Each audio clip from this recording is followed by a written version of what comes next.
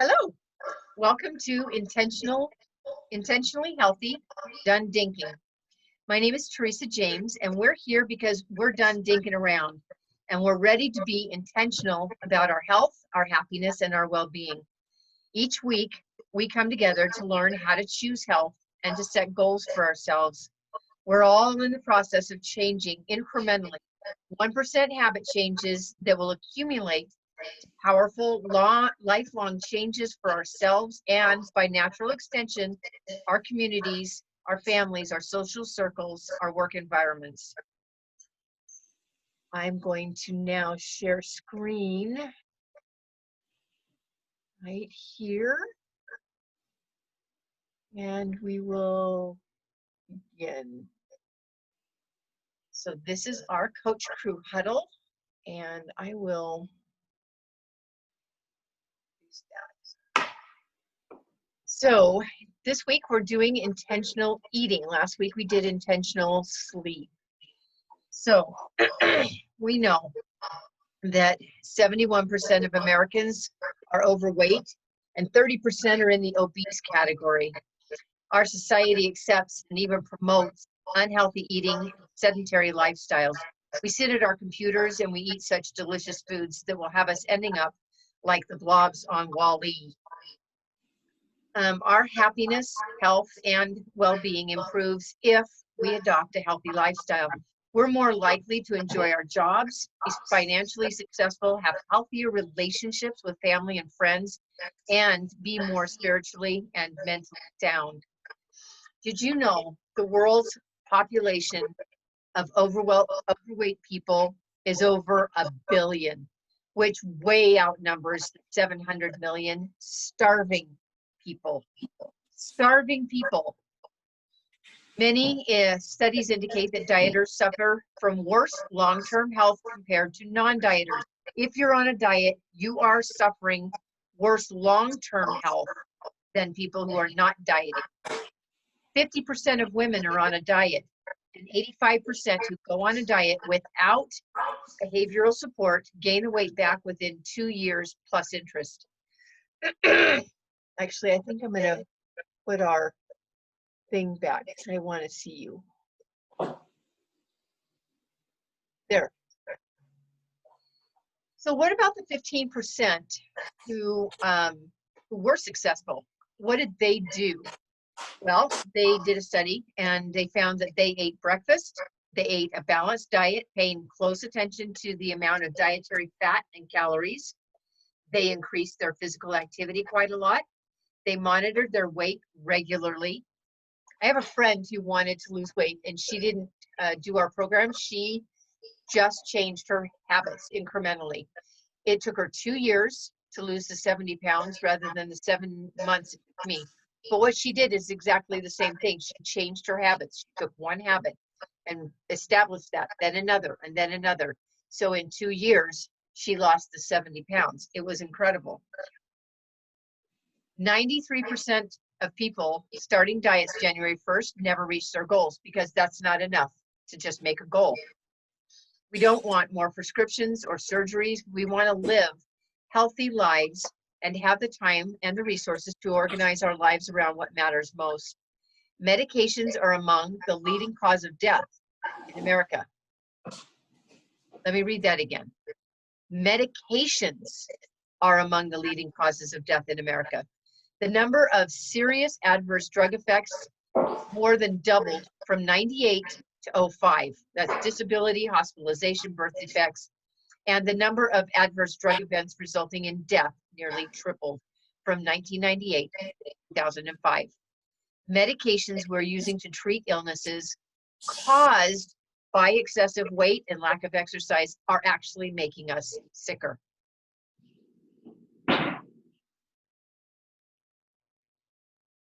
So the food industry is a culprit, a huge culprit. The average American consumes 26 spoonfuls of refined sugar every single day. Did you know your body only needs about the equivalent of 1 teaspoonful? The average American consumes 156 pounds of sugar a year. That's increased 47 pounds in 20 years. 100 years ago, it was 5 pounds in 1 year. Back in the day, we knew our local butcher, the baker, the grocer, and if something was not right, then that guy lost his business. But today, our food industry is run by accountants. It's about cheap products, which are designed to be addictive. Actually, in the early 80s, Coke decided, Coke and Pepsi discovered that they could make more money by changing from sugar to high fructose corn syrup. And so they could sell 64 ounce for the same size, for the same cost as an 8 ounce. And now people are a lot more addicted. Overly processed foods offer very limited nutritional value. They're convenient and cheap, but they're highly destructive. So if you have a bag of potato chips, how many potatoes do you think you would eat? I mean, Lay's, I bet you can't eat just one, right? And in that bag of potatoes, potato chips, if you were instead to take the equivalent amount of a baked potato, could you eat the same amount as you would sitting over an hour eating a bag of chips? You know, if you had that whole bag by yourself. We can't eat just whole food like that, but we sure can eat it when it's processed. And no matter how much we consume, our bodies crave more because it's not actually getting nutrition. It's getting these empty calories that are addicting. In 1900, 2% of meals were eaten outside of the home. In 2010, that was 50%. I wonder what it is now. 1 in 5 breakfasts are eaten at McDonald's. Here's a fun fact. The color blue has been shown to decrease appetites. Think about what color is in McDonald's, Jack in the Box, Mexican restaurants. Can you think of any restaurant that has the color blue inside? Because they know that blue decreases appetite and yellow and red increase appetite. Very thoughtful. Millennials alone spend 44% of their food dollars eating out, mostly fast food. And more meals are eaten in the minivan than are eaten in at the dining room table. Research shows that kids who have regular meals with their family do better in every way. Their grades, relationships, staying out of trouble.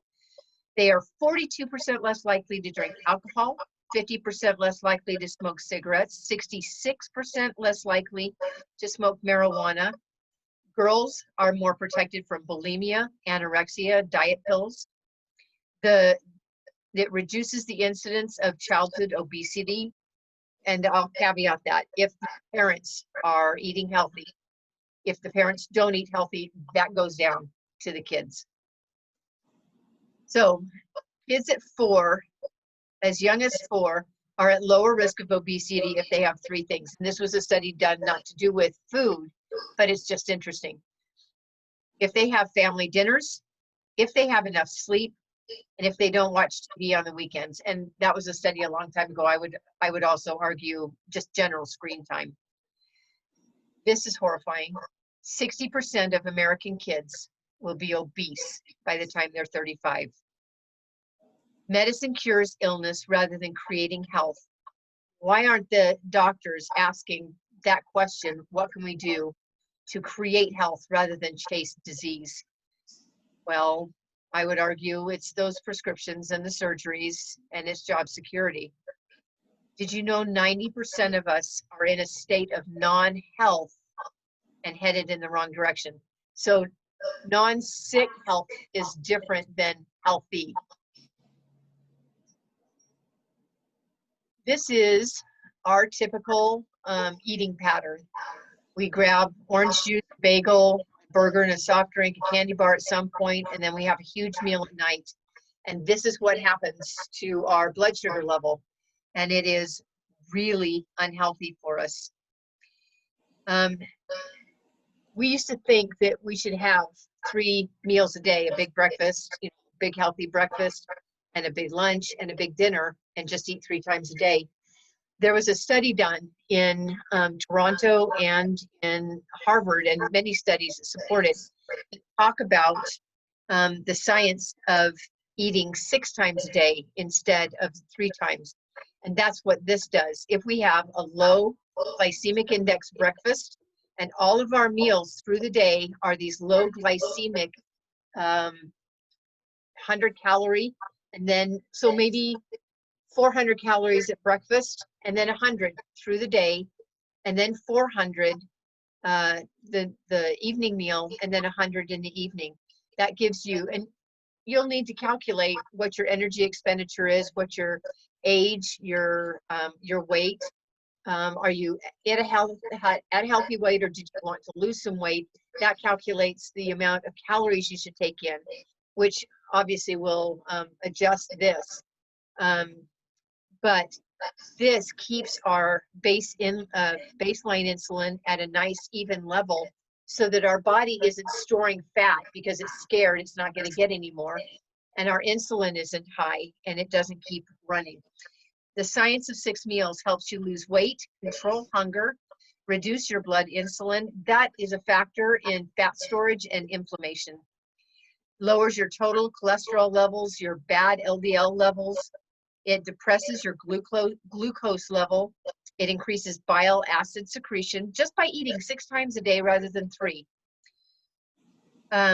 It reduces the serum uric acid levels, which is a risk factor for coronary artery disease. It increases uric acid excretion, reduces adipose tissue enzyme levels, and reduces fluctuations in satiety. So satiety is that sense of being full, that you don't have to go and eat more. If you're eating 6 times a day and drinking water in between, you go through your day and you're not starving. When you're, some people think that I'll lose weight by just not eating until 1 or 2 in the afternoon. Then they spike and then it drops. And that's the backwards. That's telling your body to reserve and keep that weight. Some people think that what they need to do is just exercise more. But I'll tell you what, it takes 300 calories. There are 300 calories in 1 pound. And if you need to burn a pound, you need to run 33.8 miles. So if you've got 30 pounds to lose, you've got to run 40 marathons. 40 to lose 30 pounds. I don't think that, and you talk to people who are at gyms, just exercising to work off bad the unhealthy eating that you're having, it never works. You just talk with them. So what is the key to successfully master both weight loss and long-term health? The first thing is you need to master the amount of fuel that you take in. That's your portion control. And the second thing is you need to control the quality of that fuel. We need a plan that delivers low-calorie, nutrient-dense foods in the proper proportions, low glycemic carbs, and not all carbs are bad, so we'll talk about that later, healthy fats, and high-quality proteins. Every bite you take, you're either fighting disease or you're feeding it. And if you're healthy, one unhealthy thing isn't going to tank you.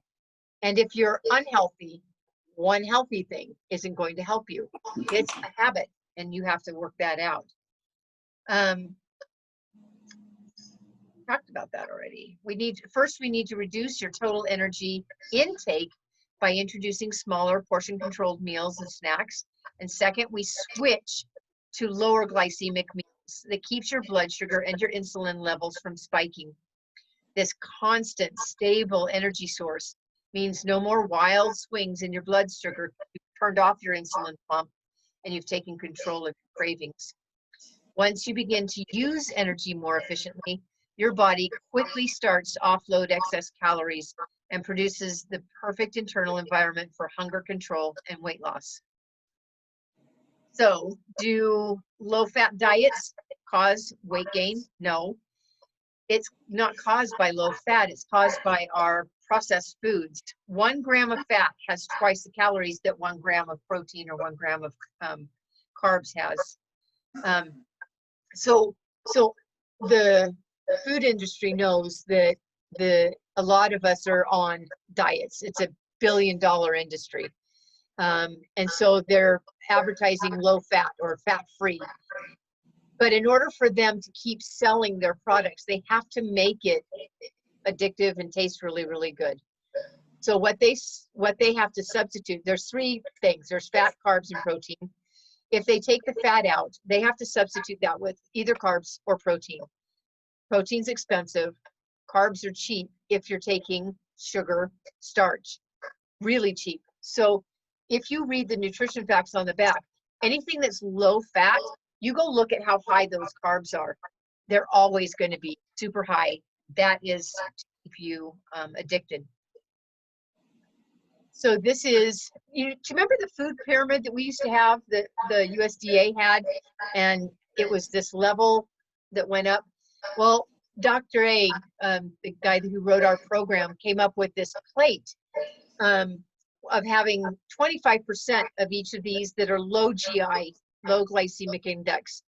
Of a quarter of your plate needs protein, a quarter starch, a quarter vegetables, and a quarter fruit.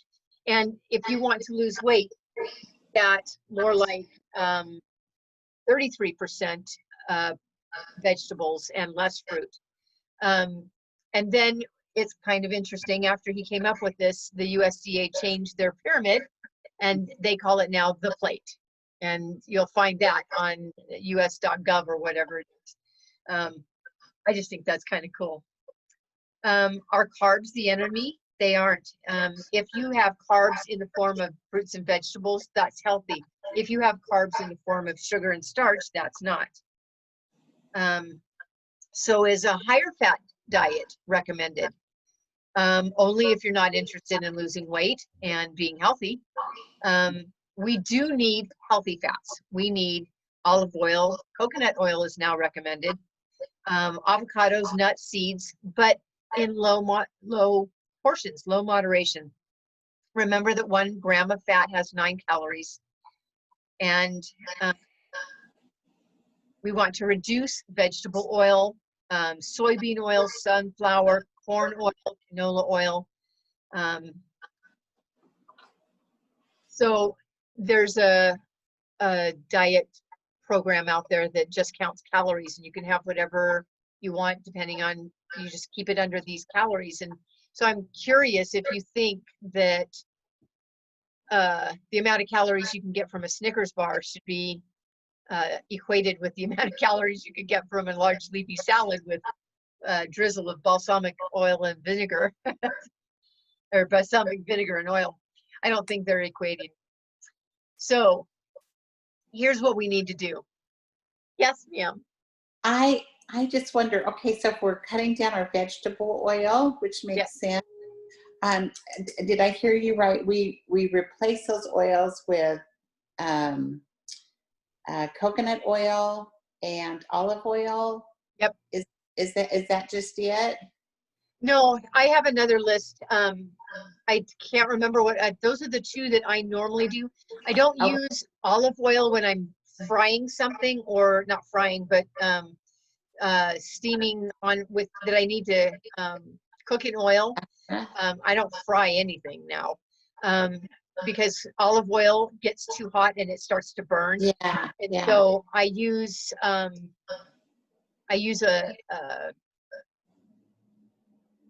I think it's a canola oil. I can't remember. Canola. Okay.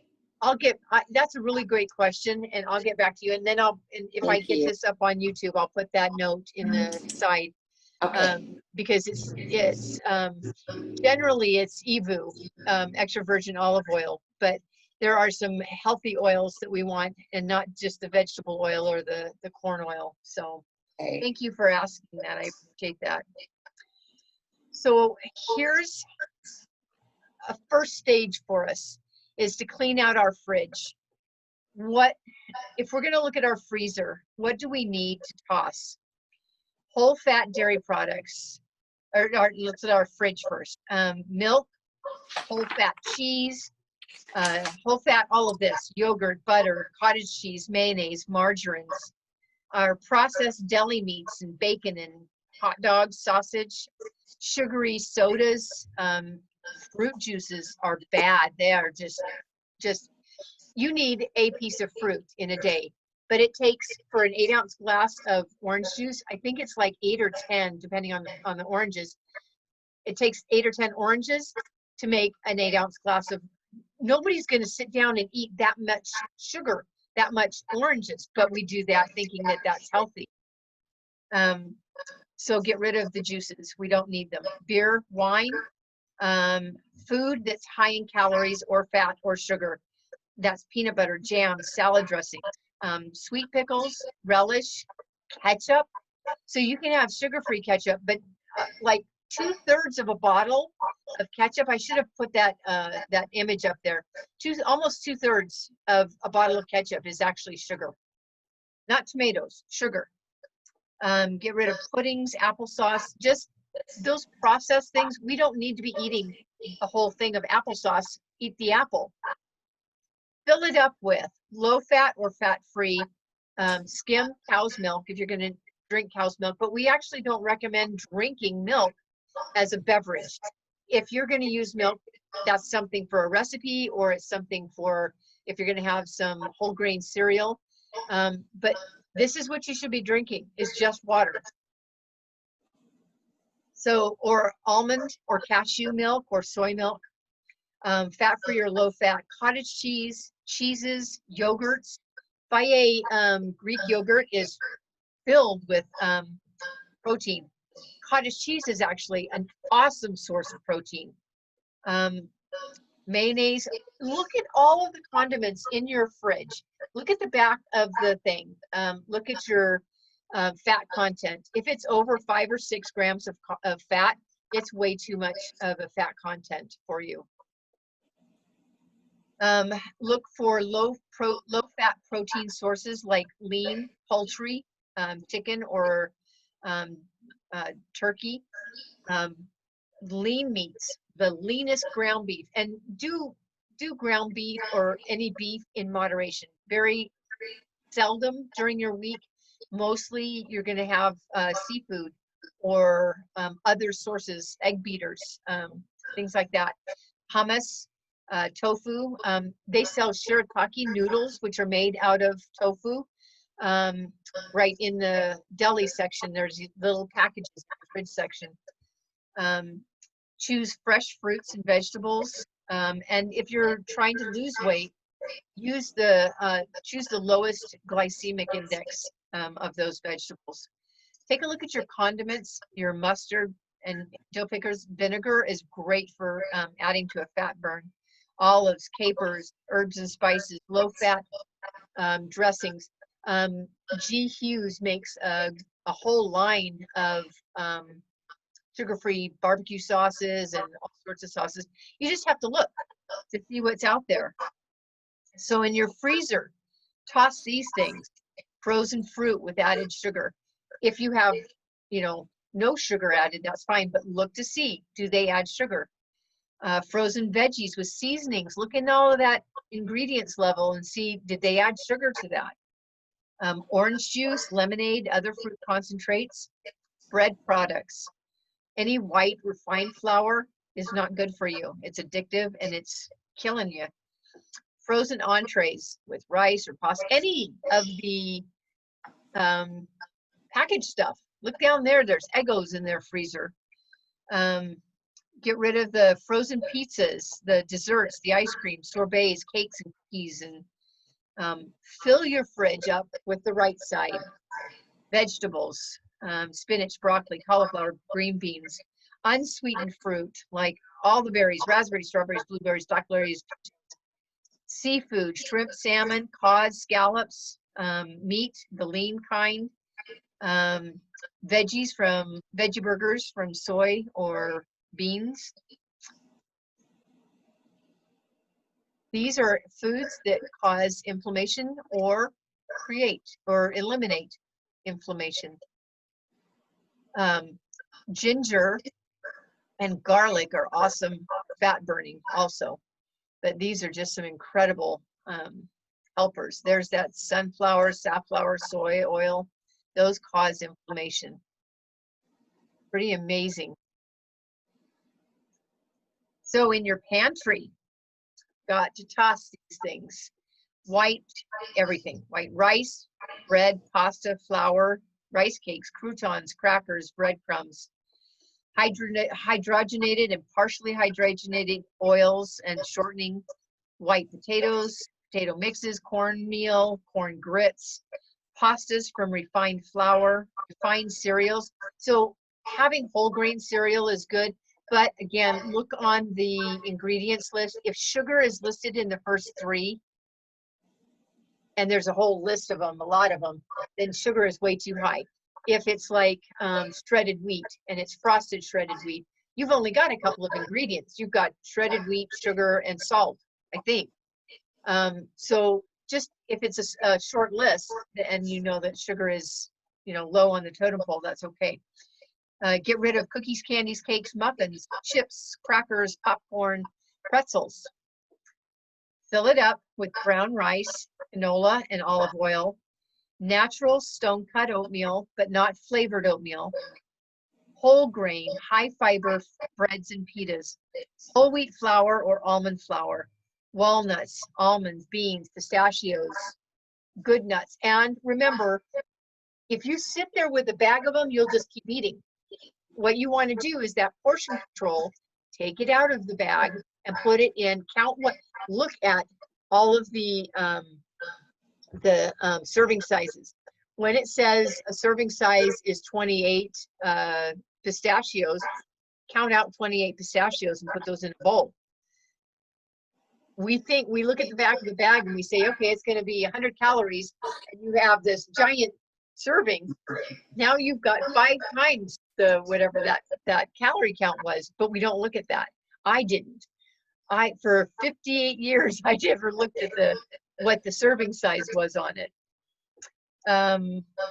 So herbs and spices, coffee, tea. Well, I don't drink coffee, tea, but unsweetened cocoa, chia seeds, flax seeds, sunflower seeds, olive oils, avocado, safflower, coconut, and sesame.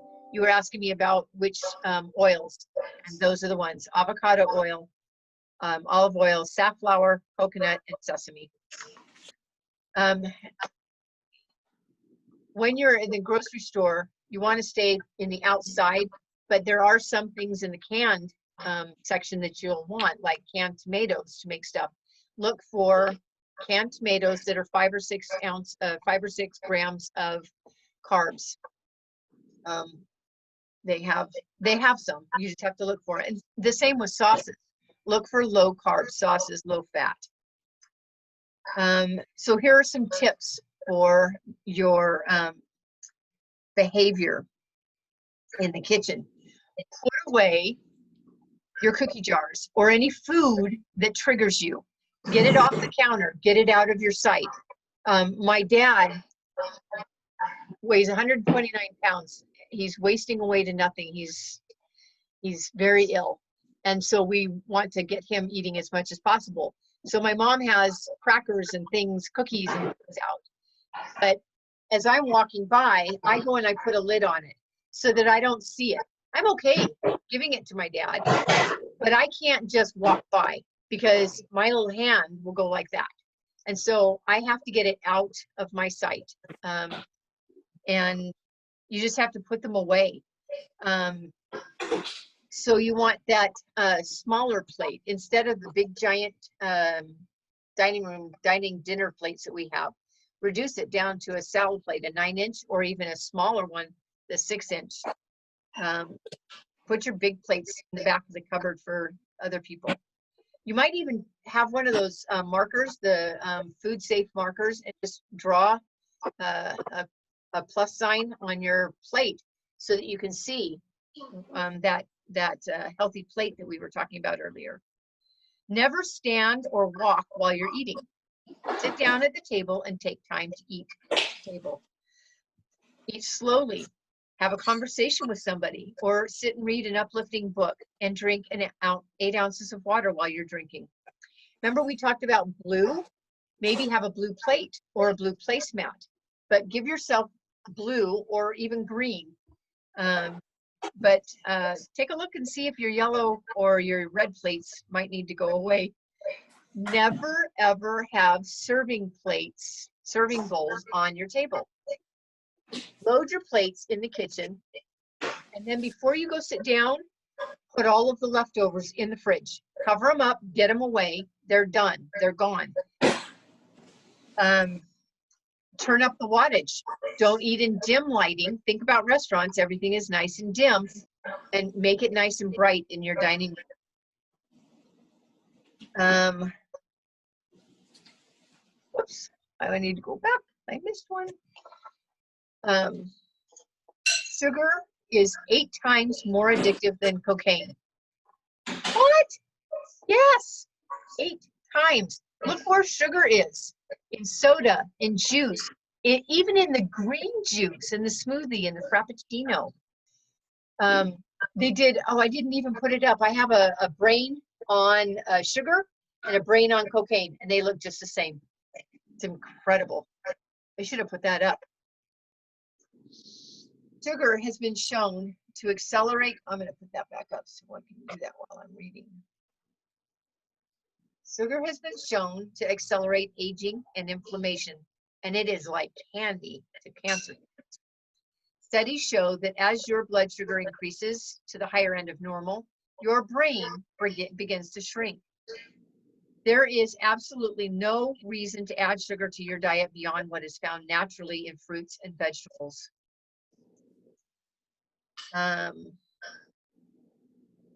Okay, so I had that back there. What should you expect to learn? Well, I want you to learn how to shop, because the best place to make healthy choices is right at the grocery store. Because if you don't take it home, you're less likely to get out of your, if you have a craving at home and it's not there, you get distracted, you do something different, you call a friend, and that craving will go away. Whether you feed the craving or you distract and you avoid the craving, that craving's just going to go away. So you might as well not even have it in your house. So while you're at the store, that's where you're going to make your decisions. Go in with a list to avoid impulse buying.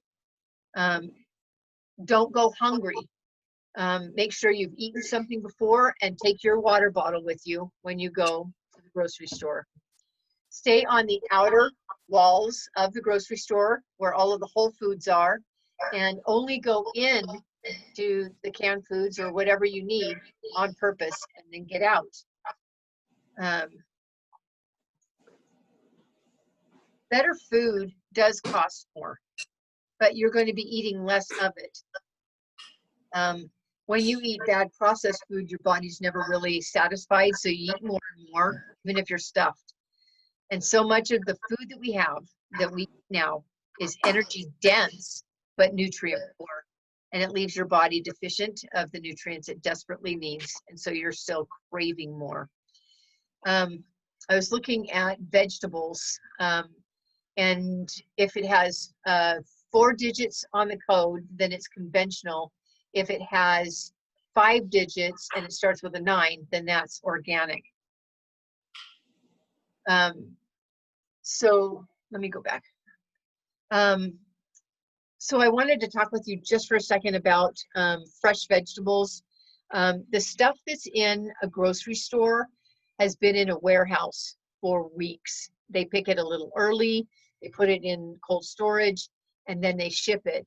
So by the time you get it to the store, it has processed with all of the stuff to keep it, you know, all of those nice preservatives, additives, chemicals that they spray it with, so that they can get it to your thing and it can be produced mass. But that destroys a lot of the vitamins and the nutrients in them. So the healthiest thing to do is to go to the local market, the local vegetable stand, because they've picked it fresh. It's a lot fresher than it is in a big box grocery store. The absolute best would be if you could just start a small garden. Just start off small and start growing your own food. And that's optimal. Maybe start a community garden in your neighborhood. Maybe somebody's got some land and you can all work on helping to raise that yourself. Organic is 10 to 20% higher than the conventional food. It is just much better for you. It doesn't have all of the stuff sprayed on it that the other things do.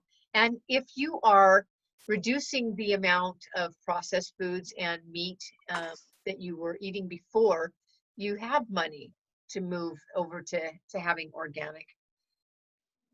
So we can make changes in our lives to choose healthy and never give up ever. And I love this screen. Okay, what have you learned that, and I think a lot of times we know what's healthy, we know what we should be doing, but it's just harder to make those choices unless we're willing to open our hearts and make a change. What have you learned that you might like to implement this next week?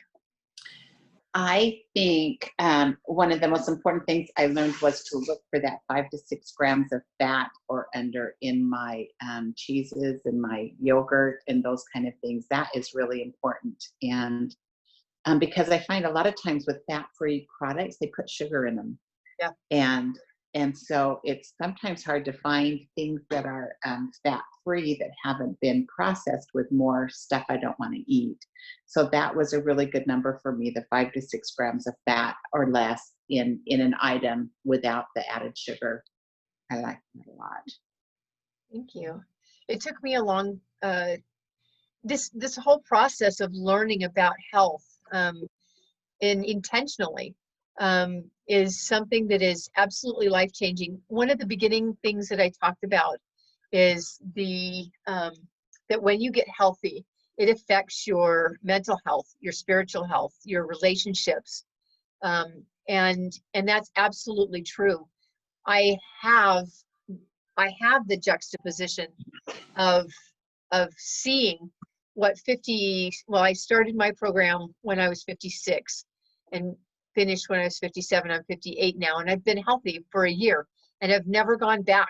I've never gained that weight back because my mental awareness has changed, and the joy of being at a healthy weight is incomparable. And I never would have, I just thought it was about the body shape or about having energy. I didn't realize how good sleep would be. I didn't realize how joyful I would be every day. Even when we're in the midst of the shutdown, this is July 2020, and we've been in shutdown since March? Mm-hmm. And I have joy.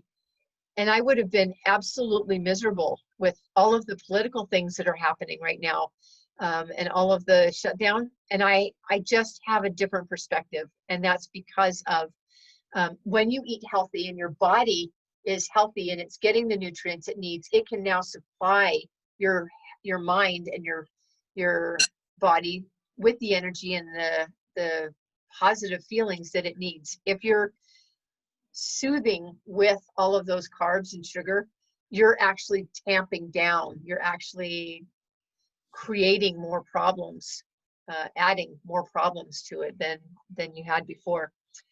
Thank you, Shannon. I appreciate that. And I'm glad that you were here today.